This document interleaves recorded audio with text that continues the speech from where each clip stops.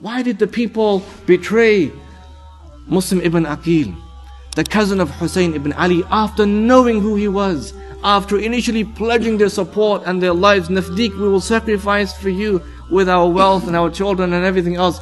How could they betray him in such an awkward fashion, in the space of a day, from the morning till the evening? Because he wants, of course, to go and bring back Hani ibn Urwa, one of his loyal supporters. How could they betray him? And that in fact is called the bystanders effect. The women would say to their children, you don't need to go and support Ibn Aqil, because there are other people who can do that for you. It's 18,000 base, others will do the job.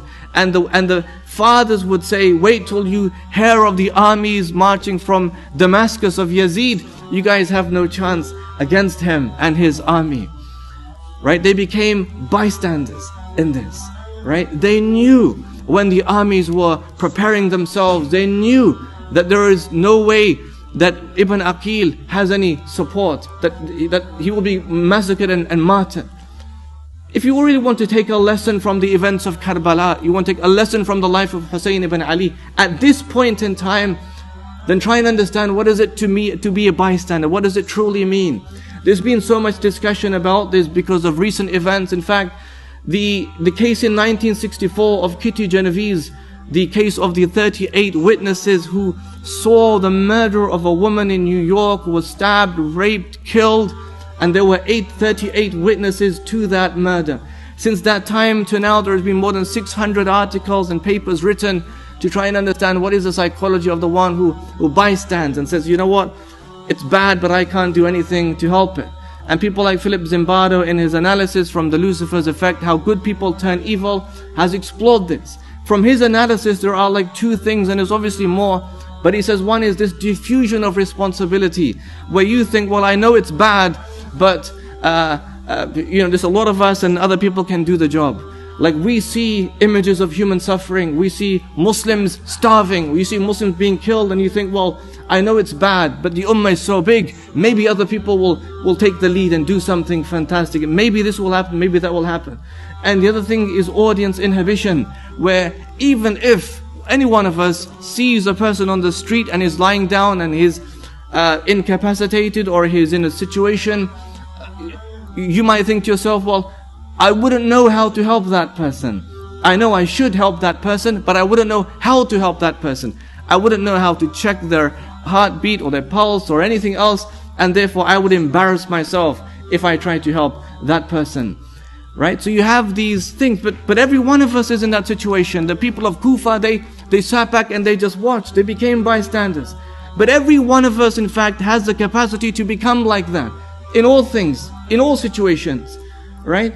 But we know we look back and there's been many cases in human history like that. That's only one example. People speak about the case of Chandrashekhar in 1993, where a girl was 12 years old, but she was taken from her home and she was stabbed, but the stabbing didn't quite work.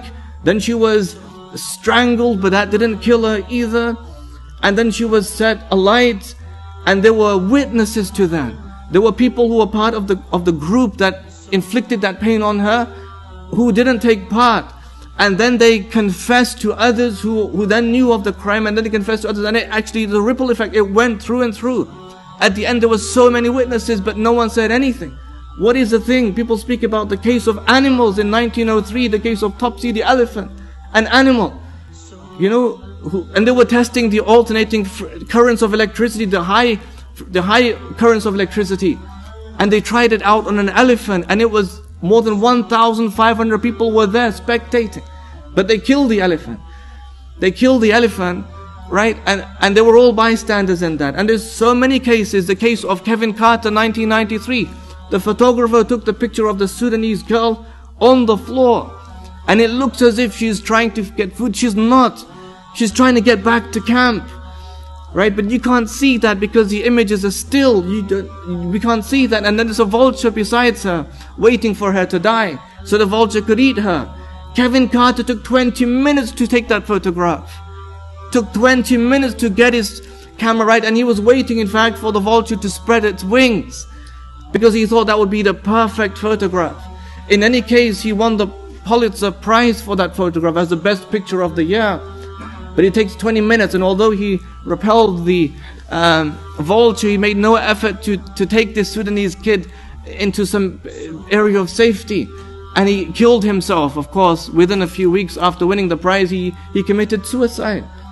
But he too then was a bystander. And even though we think, well, what an awful picture, look at the irony behind it. The one who took it was by himself a bystander. And we all have that human capacity to become like that, right? To become like the people of Kufa, who were bystanders and they betrayed Muslim ibn Aqil. And as you will learn, they betrayed Hussein ibn Ali radiyallahu anhu.